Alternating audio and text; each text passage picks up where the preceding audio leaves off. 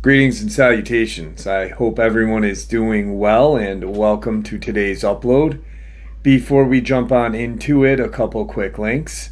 As many of you may know, I rely on Patreon, PayPal, channel membership, and the merch to help the channel to continue to grow and go. Links to Patreon, PayPal, and channel membership is in the description below. Merch displayed directly under the video.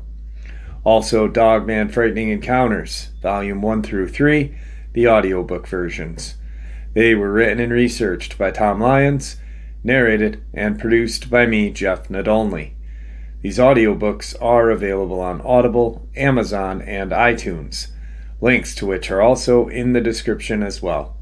And finally, last but definitely not least, if you'd really like to help support the channel to continue to grow and go, simply subscribe. It does not cost a cent. Click the like button, takes half a second. If you don't want to miss out on any of the informative uploads that I put out daily, click that bell icon, and folks, please leave a comment and share the video. Why? Well, because all of these things really do help the channel to continue to grow and go. They definitely do matter, and they are appreciated. And with that, I have taken far too much of your time. Let's jump into today's upload, shall we? Today's upload, we are going to go into some very fascinating and very, very traumatic information that actually, and I say traumatic because the person, the whistleblower who shared this information, has since passed at 48 years old, was a doctor of education, was abducted, shared her information. Not only did she risk her life, but she risked her standing in the community of her fellow educators and fellow people in her field and such. You know, in the information that she shared and put out is just, it's mind-numbing is what it is. It literally, it makes you go, whoa. So let's get into it. I quickly apologize. I said education. I meant ethics. So I do apologize.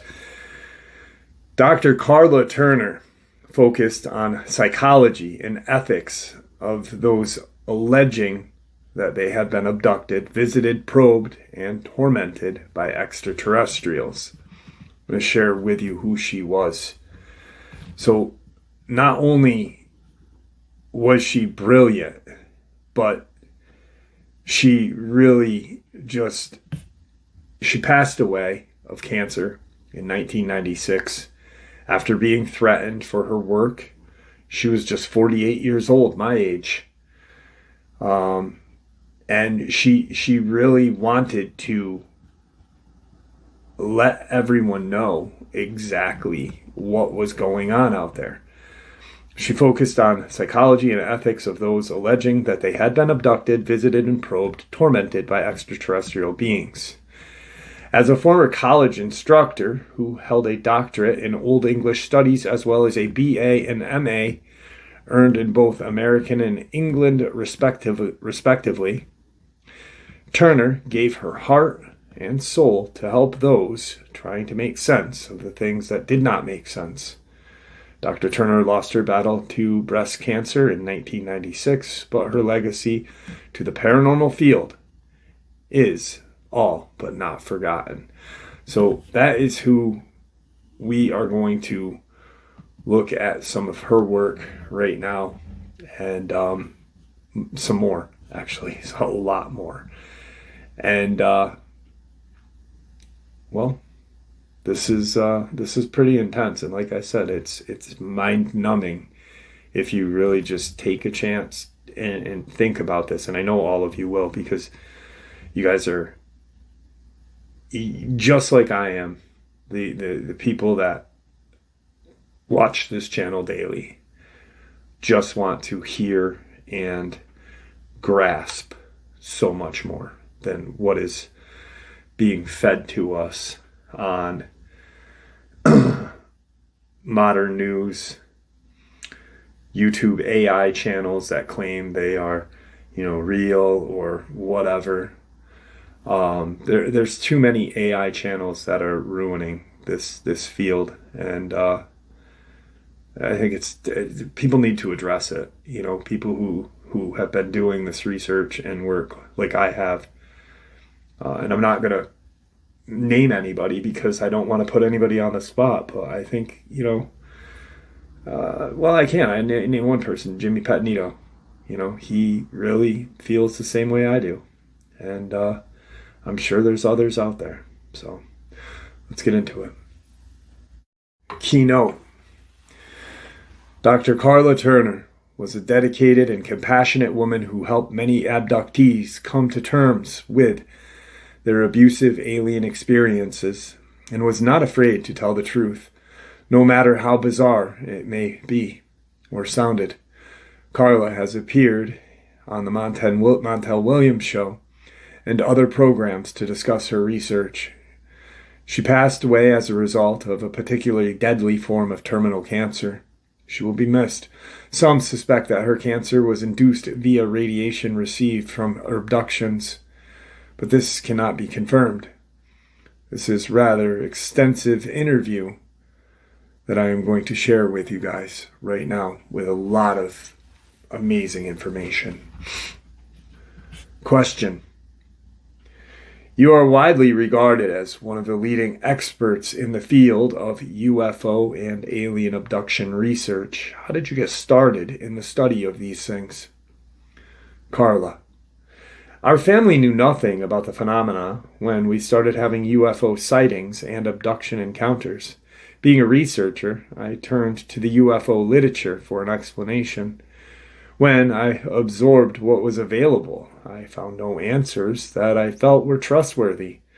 I decided that this was a crucial situation for my family, if not globally, and the only way I could get answers was to do the research myself. The only way to do the research in this case was to go into the field and deal with the abduction cases. Was Into the Fringe the result of this?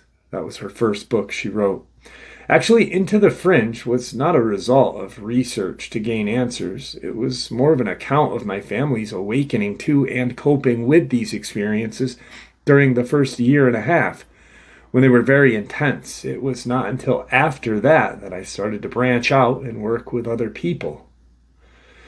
I worked with Barbara Bartholic on our case and began working with her other cases. Many times she would come to Texas, where I lived at the time, and we would set up a 4 to 5 day work session, during which people in the area who wanted to work with her would come to my house.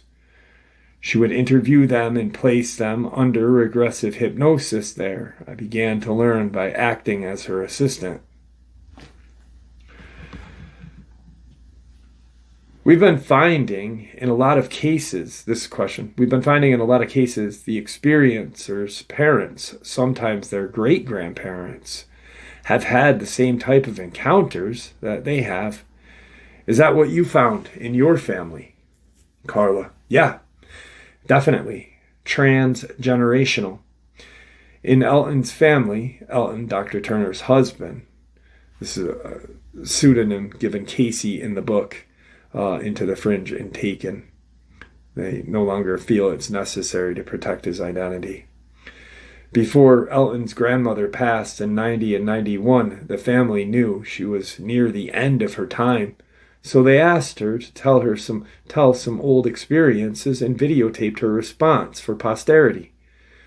My mother refuses to say anything because it is just too frightening for her. She has not yet even finished reading my book, Into the Fringe.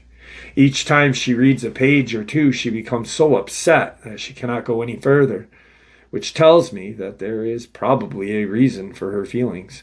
I remember that in 1965, when I was a senior in high school, a big flap was making national news. It was one of the few times that I had ever paid attention to the UFO thing. One day, my mother and I were listening to the TV while doing something in the kitchen. Walter Cronkite was talking about the UFO flap, and I told my mother that if a UFO landed in the backyard, I would probably go and get in it. My mother, who was extremely gentle, who has never raised her voice nor hit me, stopped what she was doing, grabbed me by both of my shoulders, and shook me until I felt like my teeth were going to fall out.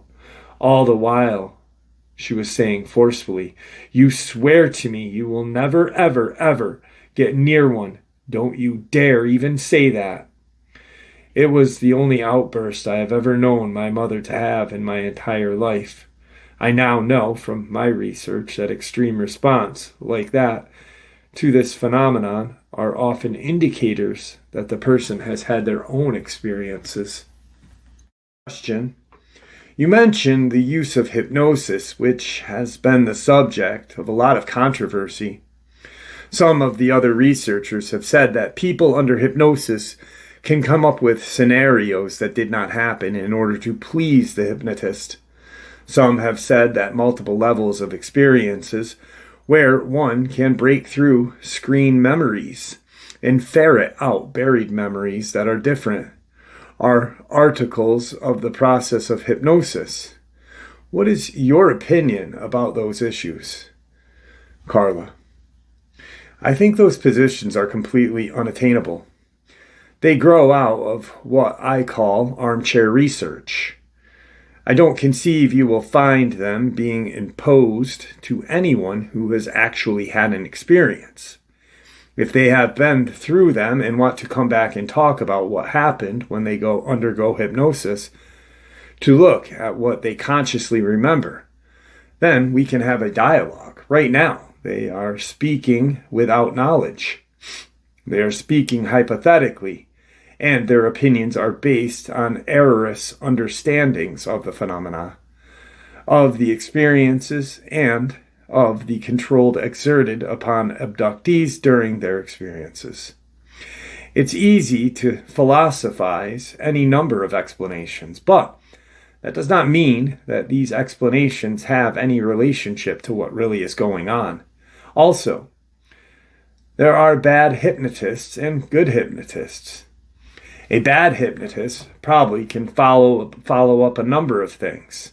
I know that people who have gone to a hypnotist for smoking or dietary problems have sometimes suffered more after hypnosis. Obviously, some things can be mishandled, but my experience with hypnosis and the veracity of what is recalled has, in several cases, been proven to me to be accurate. I've been able to investigate these cases. At times, erroneous material does surface or is created because of a situation, but that is not typical. I conclude that hypnosis is, by and large, one of the most excellent tools that we have. Used properly, it may be the only tool we have to get certain pieces of information or levels of information back up to the conscious state. I've been able to test a number of recalled memories against external evidence, and they have proven to be correct. Question. You have found, have you not, that sometimes there are multiple levels, like layers of an onion? An experiencer undergoes hypnosis and comes up with a scenario. Then, when he or she is regressed into a deeper level, they break through the first level. You found out what the screen memory is, and different scenario emerges. Answer, yes. And it seems to me that in some cases a bottom level can be reached. Question, how many layers are there? How deep can you go? And what's at the bottom? Answer, we have not done enough research to answer any of these questions without being an armchair philosopher. Typically, not always. The first recall deals mostly with conscious information. When a subject is taken to the next deeper level of the trance state and asked to focus, often what will be reported is that what was seen was not the same as the conscious recall. Then a grouping process begins. The subject thinks, "This is inaccurate. I feel that something is wrong. And when I focus, I see that it was not what I thought it was." That is a transitional level. There may be only a couple of levels as opposed to, say, 20. But there certainly is a cover level underlined by a more solid foundation. If the subjects are helped to program their mental computers to penetrate illusion and to speak only truthful, accurate statements, to, as Barbara has said, clarify vision, then they will recall radically different scenarios, not expanded versions of the first scenario, but something quite different from what their conscious memories had left them with. There are at least 2 levels, possibly 3. Question. People have told us that they can break through screen memory after screen memory until they get to a scenario involving reptilians. And that is as far as they go. Have you found that to be the case? Answer. In a few cases that I am very familiar with, when the baseline was reached, reptilians are involved. Question. Are grays always involved in the top level? Answer. Sometimes the first level involves gray, sometimes humans, sometimes Pleiadians, sometimes strange animals, meaning Chimera, Dogman, Bigfoot, and others. Abductees tell stories seeing beings, angelic Nordics, for example, and then when they concentrate and try to focus on these memories of those beings, they disappear, and behind them is a reptilian. I am not familiar with a number of cases. Answer. I am not familiar with a number of cases. I have heard other researchers talk about the same thing. In one case that I recount in Into the Fringe, James had mostly conscious recollections and almost no hypnosis. He remembered being drawn into the proximity of a beautiful Pleiadian woman who was very alluring and tender and almost seductive. She wanted him to come into her embrace. When he got into the embrace and thought she was going to kiss him, she disappeared entirely, and what was left in her place was a purplish, black, bumpy, almost slimy-looking character with fairy, asymmetrical features. I've encountered this type of creature in a couple of other encounters. The entity is very strong. Instead of embracing James, the creature threw him down to the ground, shoved a 2-foot long tube down his throat into his stomach, and pulled up stomach juices. The next day he still had the bile taste. That interior of his throat was sore, and he discovered claw marks around both sides of his neck, where he had been held down. Whatever that entity was, there was something claw-like about it, which, of course, matches reptilians and other creatures, maybe as close as he was to it. He could not perceive the whole figure, but he could see a bumpy covering, which could equate to rough, scaly exterior sometimes reported by reptilians.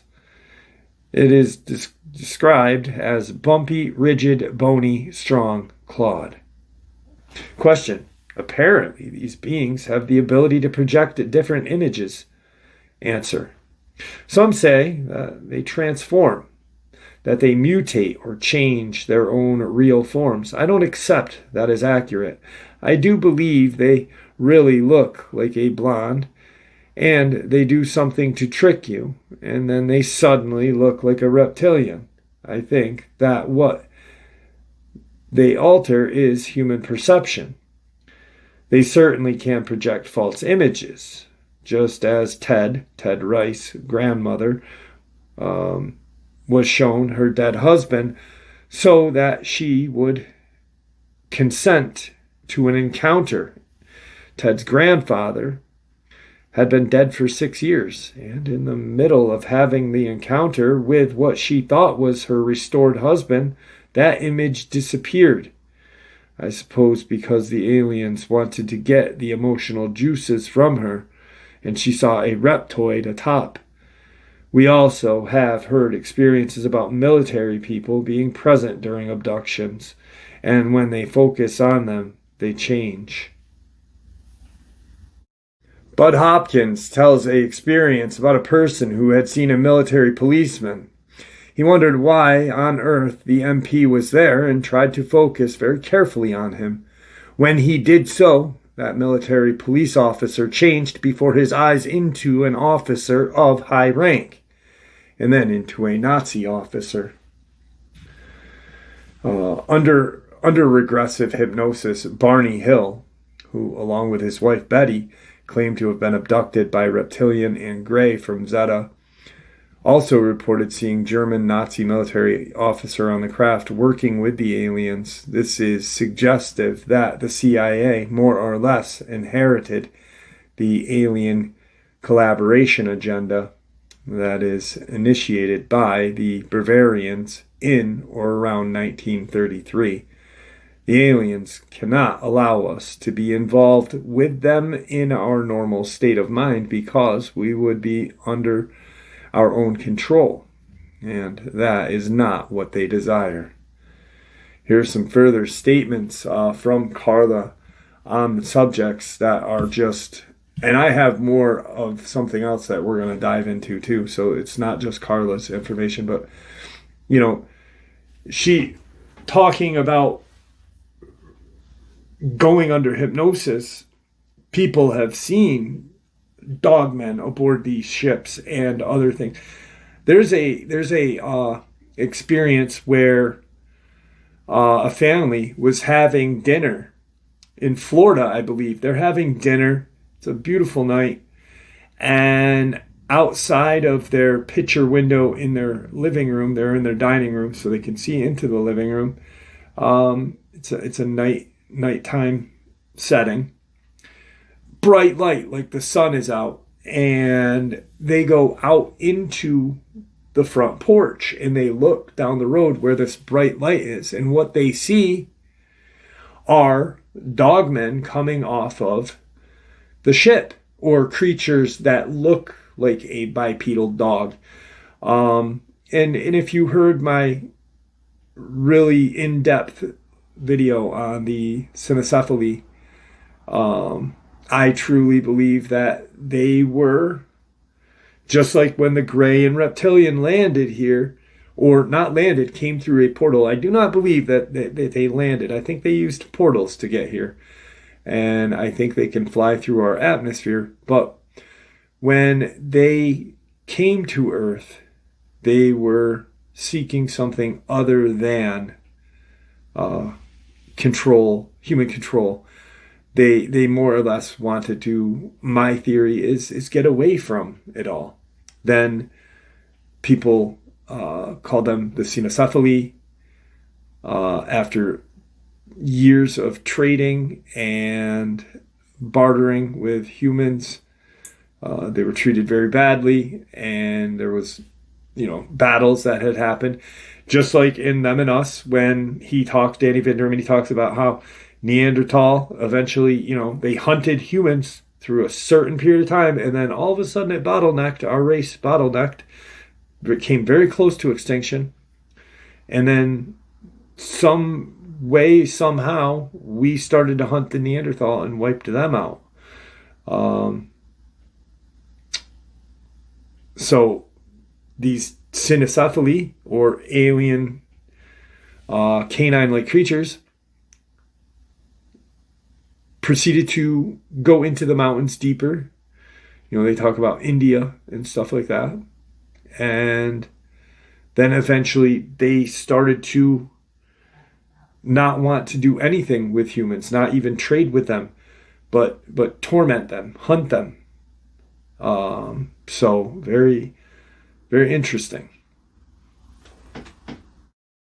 Dracos need emotional energy as food.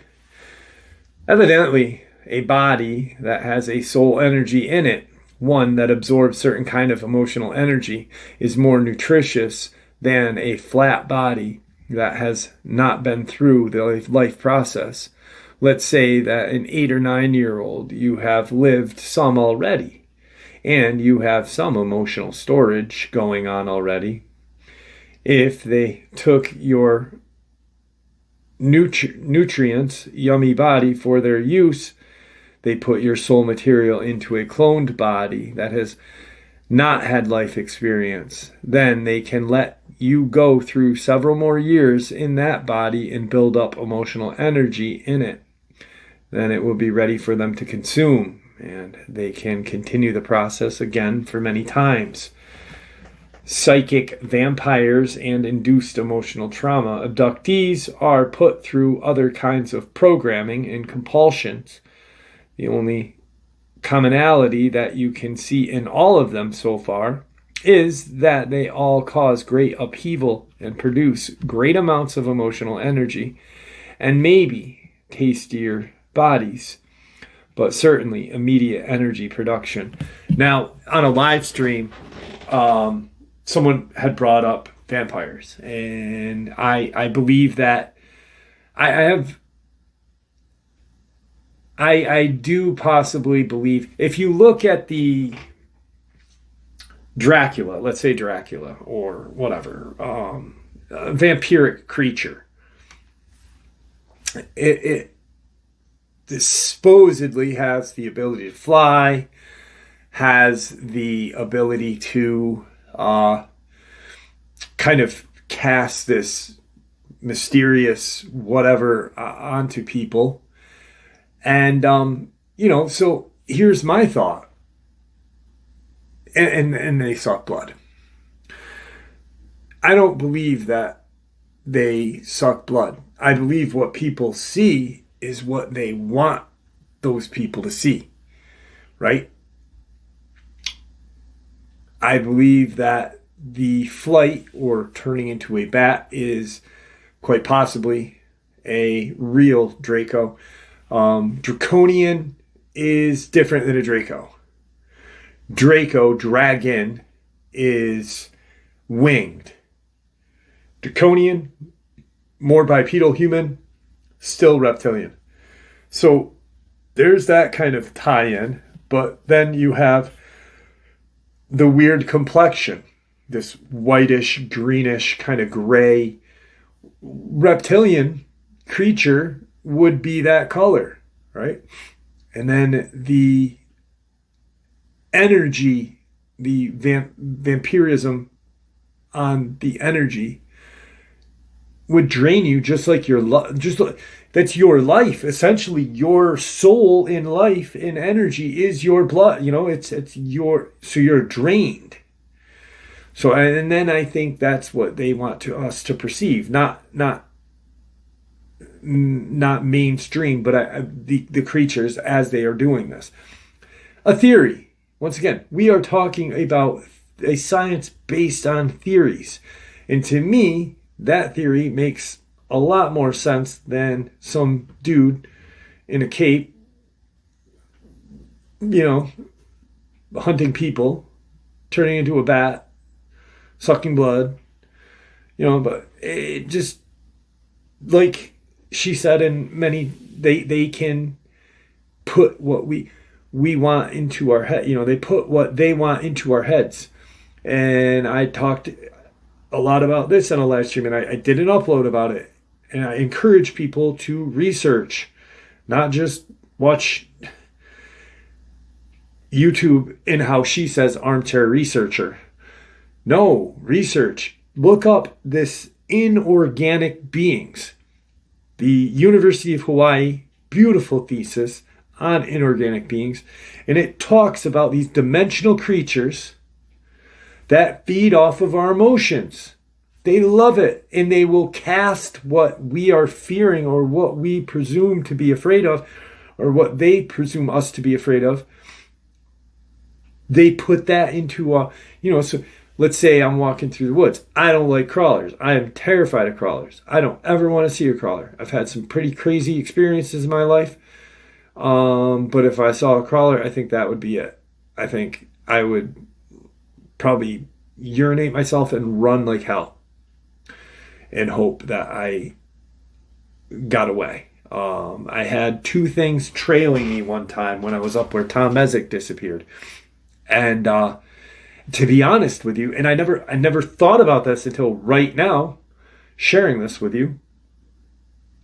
As I'm walking out of the woods, I'm walking towards, I'm deeper on Lily Pond Trail. And I kind of get to this area where I get a really bad, creepy feeling. I call it a kill zone. There's a kill zone there where you are in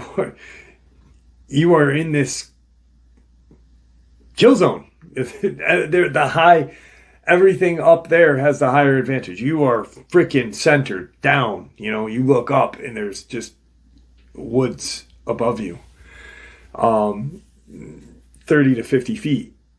So you have the disadvantage. You don't have the high ground. And I get to about that place, right? And I turn around because something fell off. And I'm walking down the trail and I'm ignoring this. And this is before I even started going with a firearm. I'm ignoring what is going on. I'm thinking about, I got to drive an hour and 10 minutes to get home. I got to see my daughter. And there are two sets of footprints tracking me on both sides of the trail.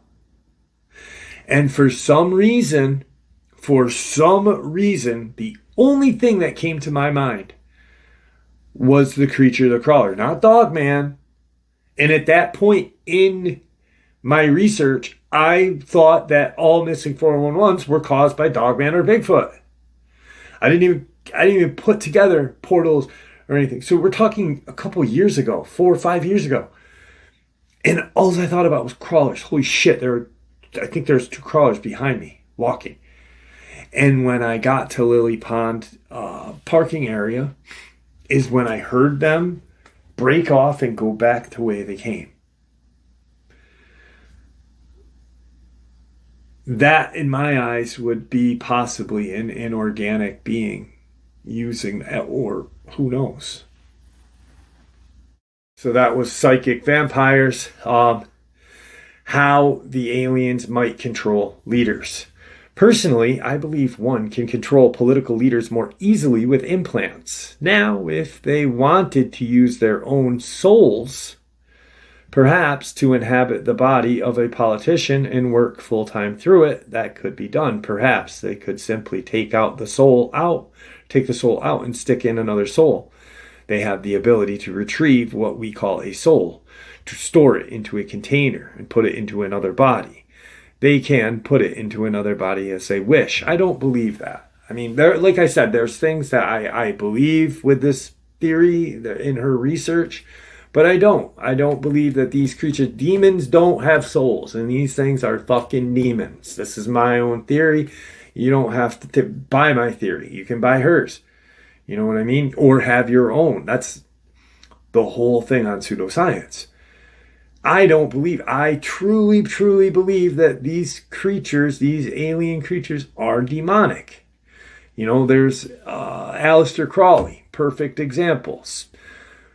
Doing ritual sex magic, blood magic, and just pure, hallucinations and such.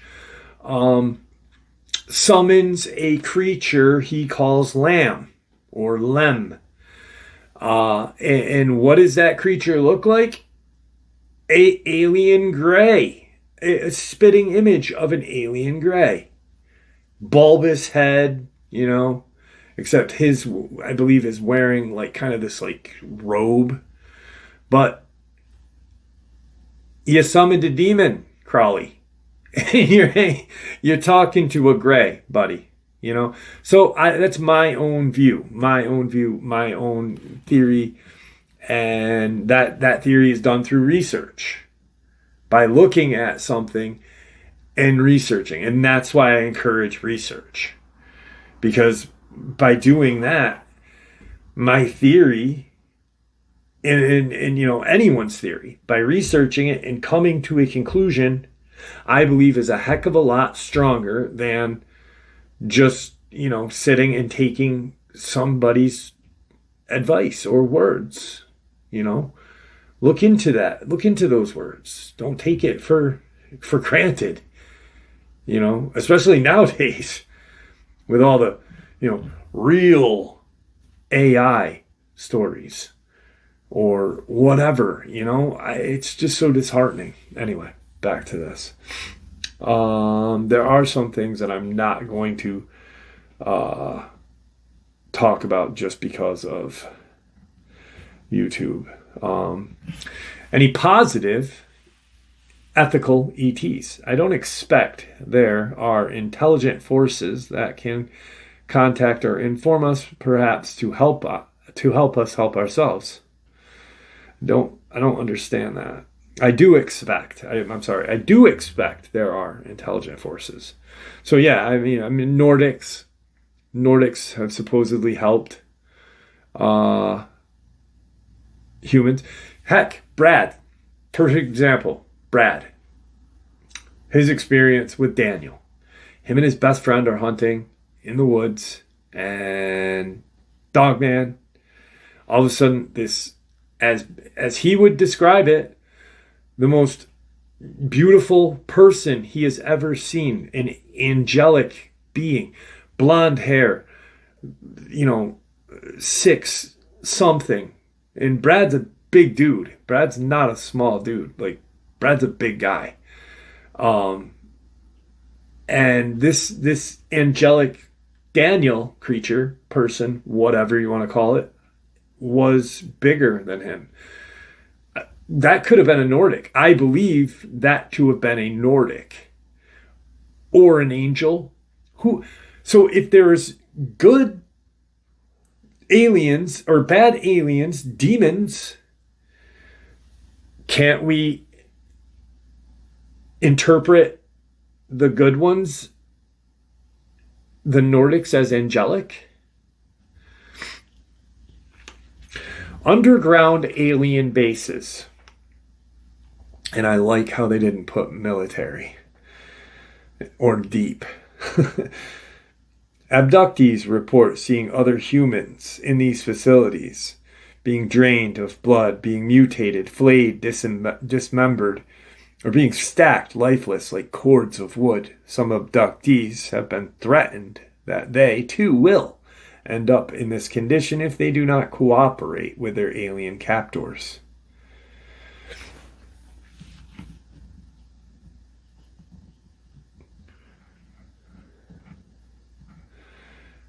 Abductions.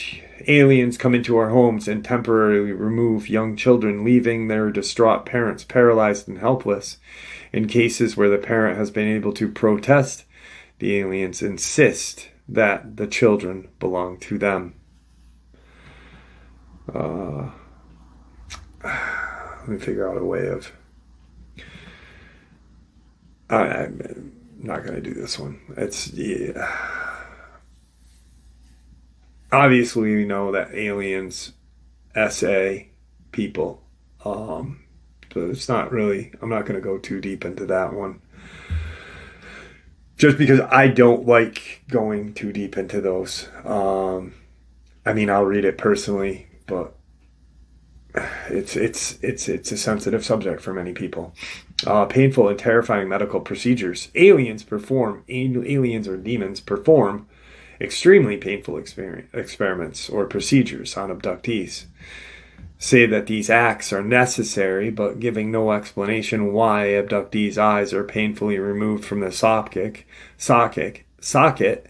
allowing the aliens to scrape the area or implant devices into the area before the eyeball is replaced, for instance. Some abductees are subjected to painful constrictions, often around their head, chest, and extremities. Painful genitalia and anal probes are performed.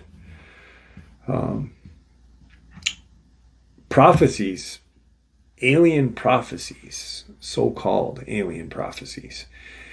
Aliens make predictions of an intimate period of global chaos and destruction. They say that a number of humans, and that number varies dramatically from case to case, will be rescued from the planet in order to continue the species, either on another planet or back on Earth after the destruction is over. Many abductees report that they don't believe their alien captors and foresee instead a much more sinister use of the rescued humans. Collective hallucination or collective experience. That's a good one. In every instance from this list, there are multiple reports of unrelated cases confirming that such bizarre details are not the product of a single deranged mind. These details are convincing evidence that, contrary to the claims of many UFO researchers, the abduction experience is not limited to a uniform pattern of events. The phenomena simply cannot be explained exclusively in terms of crossbreeding experiments or scientific research into human physiology. But we already know that there are these experiences going on. I think she just means as like a collective, like one family being. I'm not really. This is an interesting one. Very interesting one. I really liked this one when I read it.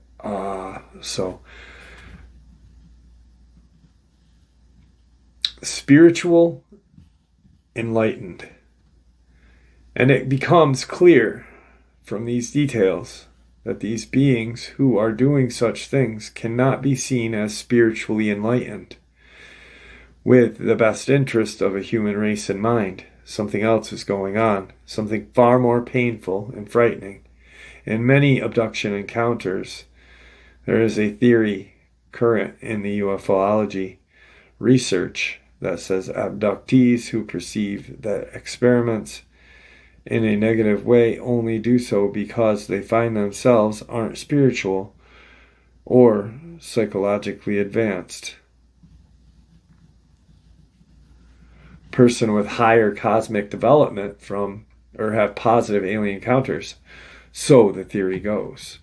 And those who have painful and frightening experiences are merely spiritual Neanderthals.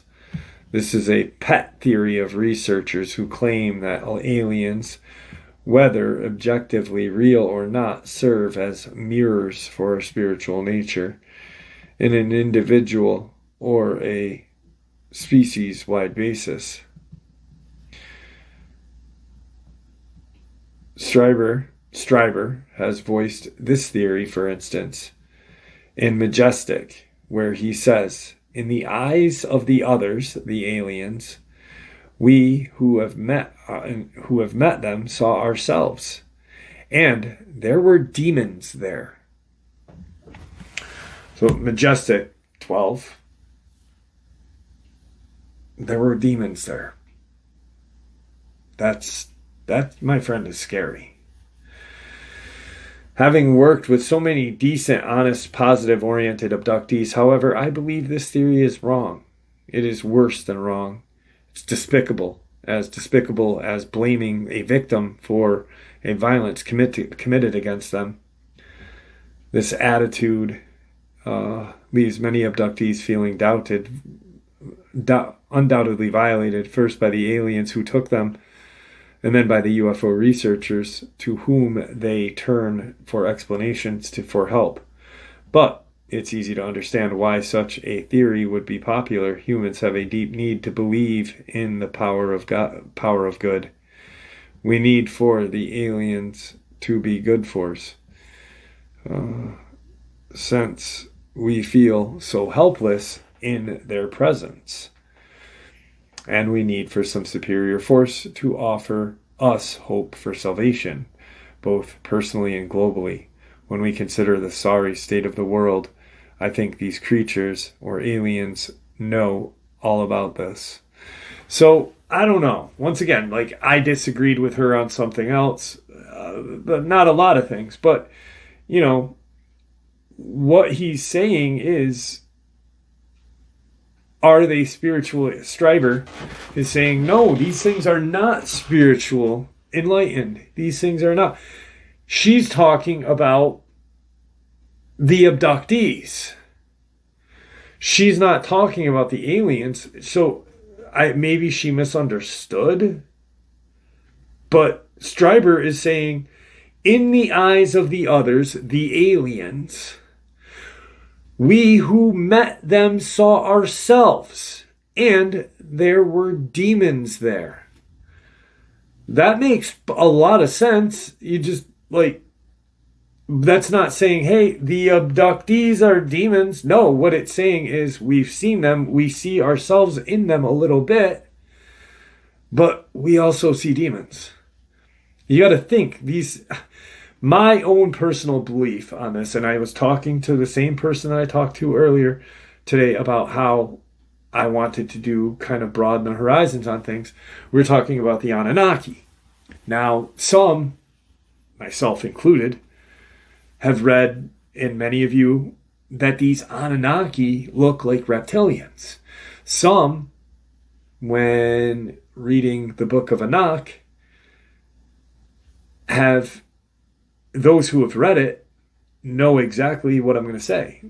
These angels that fell from God's grace, the fallen angels, I hate that term, the fallen angels. Yes, they fell from God's grace. But people, when they hear a fallen angel, they think, oh, they fell from heaven. No, they didn't. They were down here for a reason, and then they fell from God's grace. I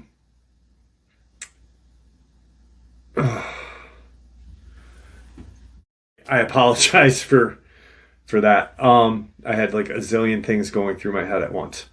So the Anunnaki and the fallen angels that fell from God's grace. Now, they have been depicted as reptilian, right? But here's my thing. If these angels that fell from God's grace, if God created them just like he created man, God created man in the image of himself, right? So why wouldn't there be a little piece of himself in them?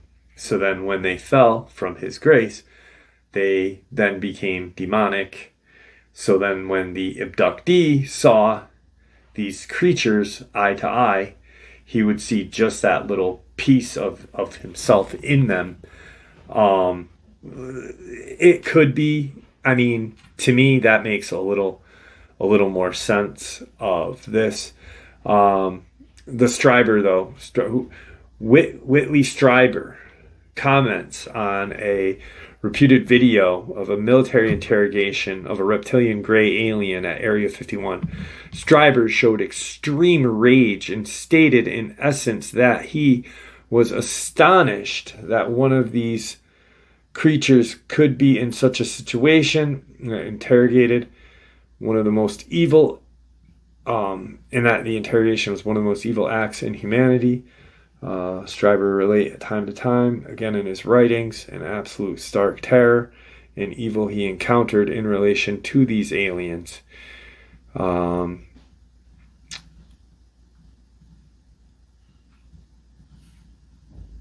Having worked with so many decent, honest people, I feel like this is wrong. Okay. Benevolent kidnapping. Benevolent. So not malevolent, but benevolent. Not all abduction reports are filled with frightening and painful events, of course. Many people say that their encounters felt benevolent, that their abductors by the aliens treated them kindly, or at least with a scientific detachment. Some abductees recall being told that they were special, that they were chosen, and that they have an important task to perform for the benefit of humanity. Given such a positive message, the abductees may ignore fear and the pain of their encounters and insist to themselves that and to others that a higher motive underlies the abduction experience. In some cases, all that an abductee remembers is a benevolent encounter, and so has no reason to assume any negative actions occurred. Well, that could also be, here's something on that too. she states that, and I believe the theory too, and I've talked about it, like the psychic vampire. That's nothing new. I actually talked about that a couple years ago, long before I started deep diving in this. But because I did an upload about the University of Hawaii thesis, and I read part of it to you guys. But if these creatures can feed on our energies and produce or make our minds believe we are seeing something other than what is there, can't they then, therefore, make our mind believe that it's a benevolent kidnapping by an alien race? Sure. I don't believe that these things are hey, I'm going to take you up to planet Zeta and do nothing wrong. No, these things are monsters. They're demons. But, this is her theory through her research. So I accept it and take it, and I put it in a basket because later I might want to use it again for my own research, for my own theories.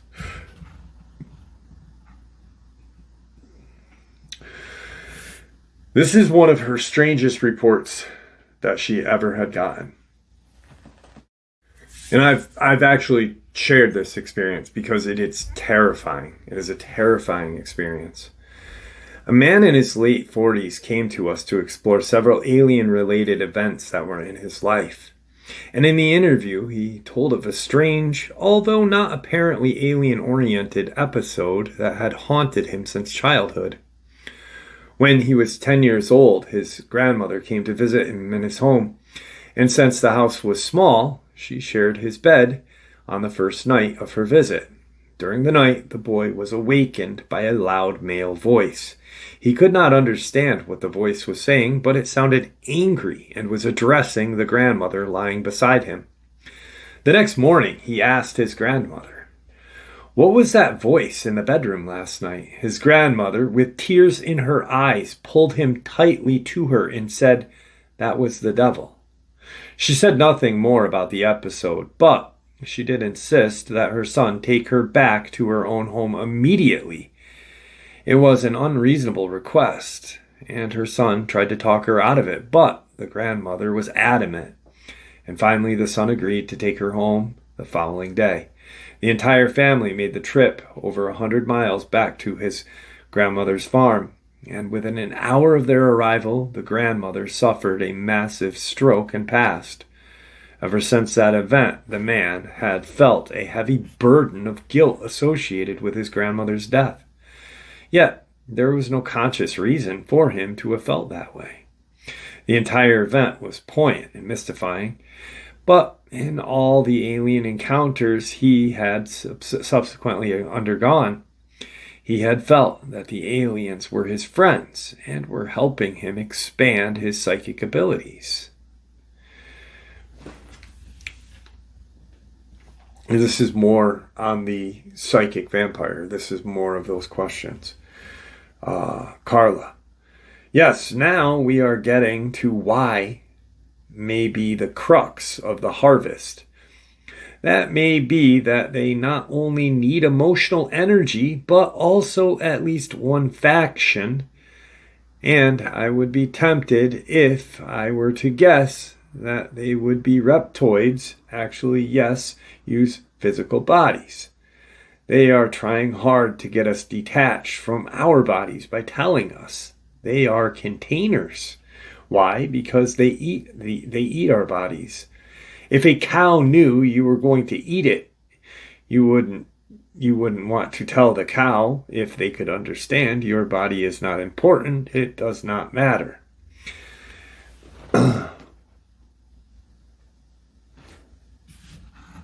In response to the question about a spiritual nature of greys and reptilians, I think it's something to think about. I don't believe the greys have souls, but are more like Frankensteins or zombies, or whatever term you want to use for the living dead.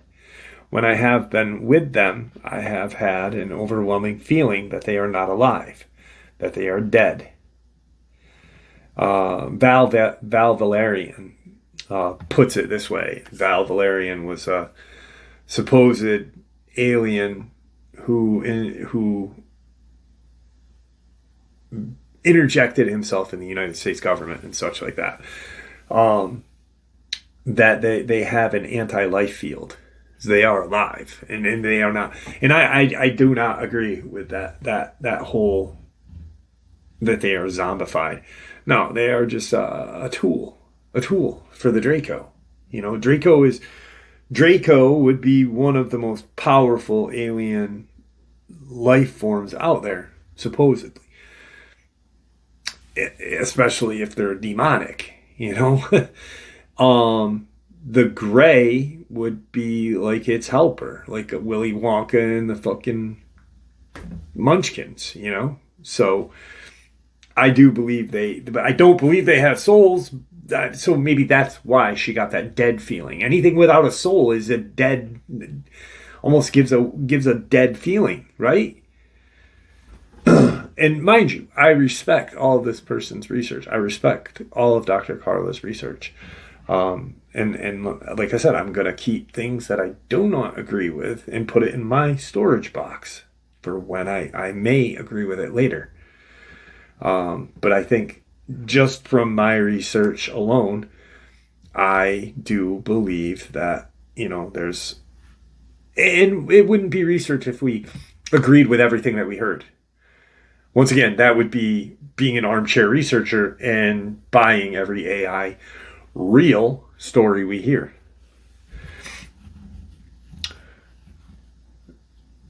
Greg Little has added the following in regards to Carla Turner's experiences. Carla told of walking into her home at night.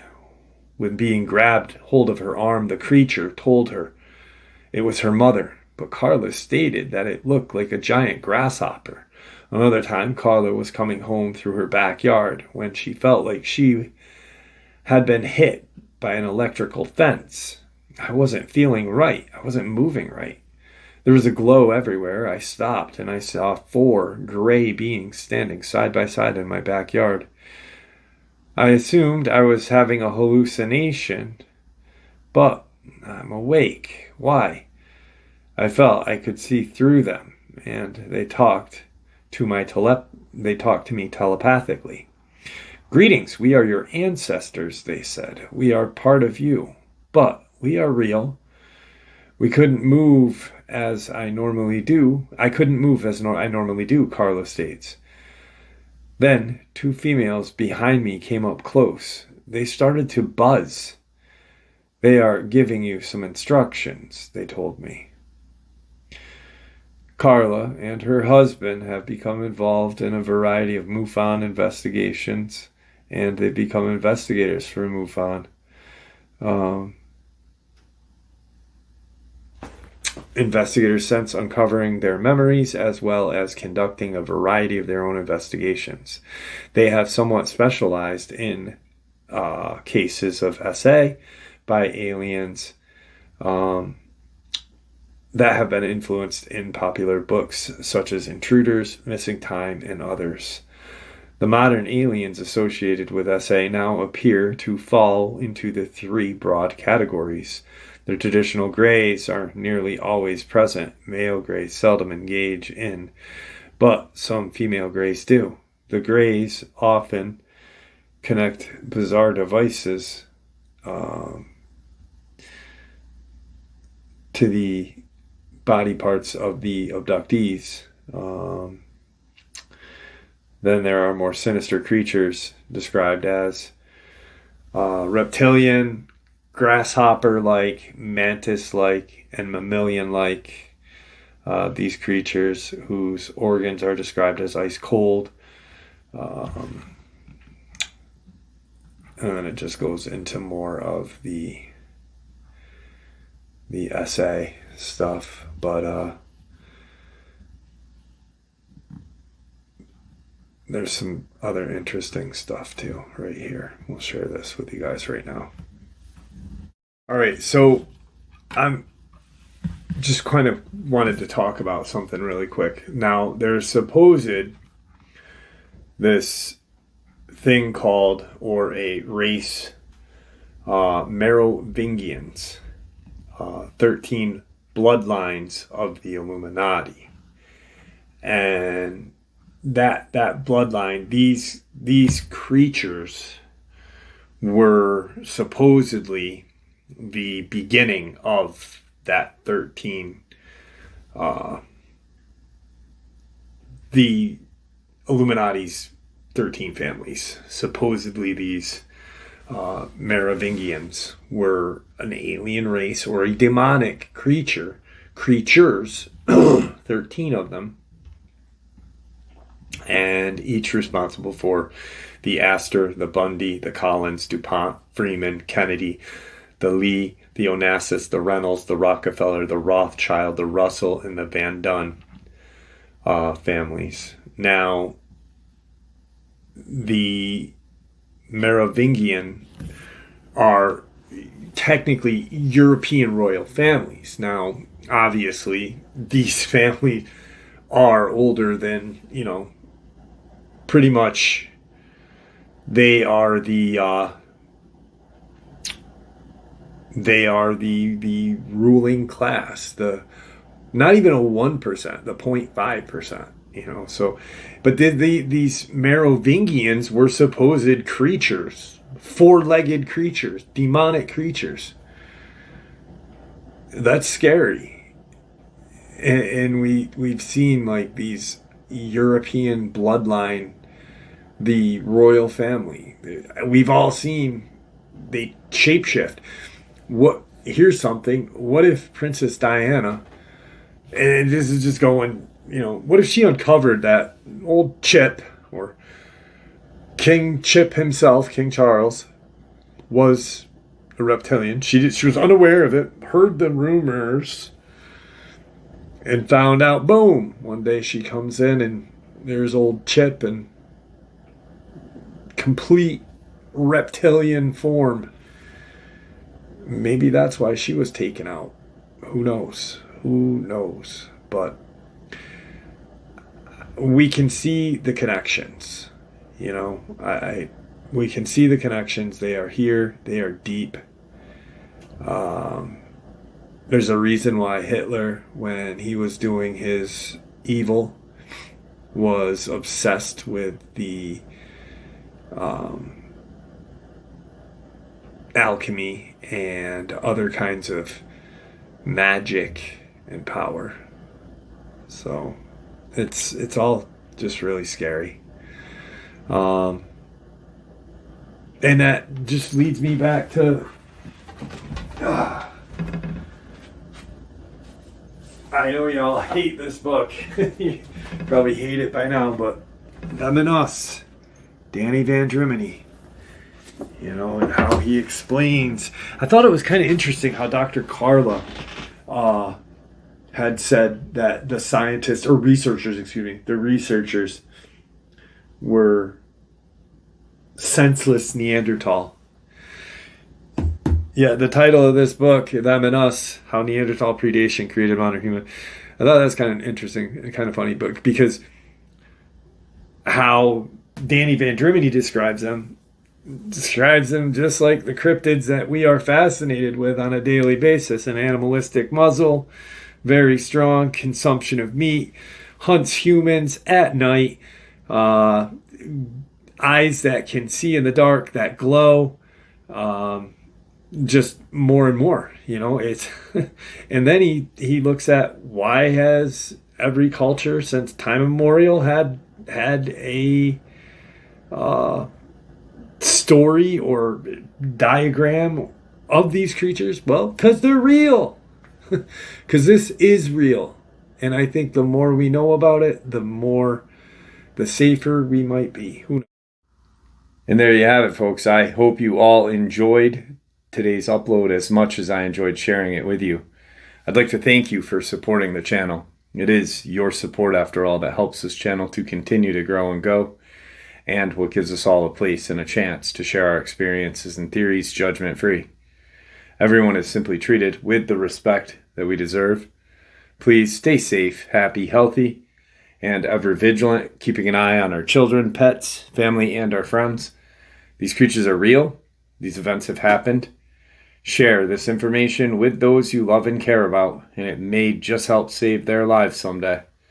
Until next time, never stop asking questions, never stop searching for the truth, and God bless you all.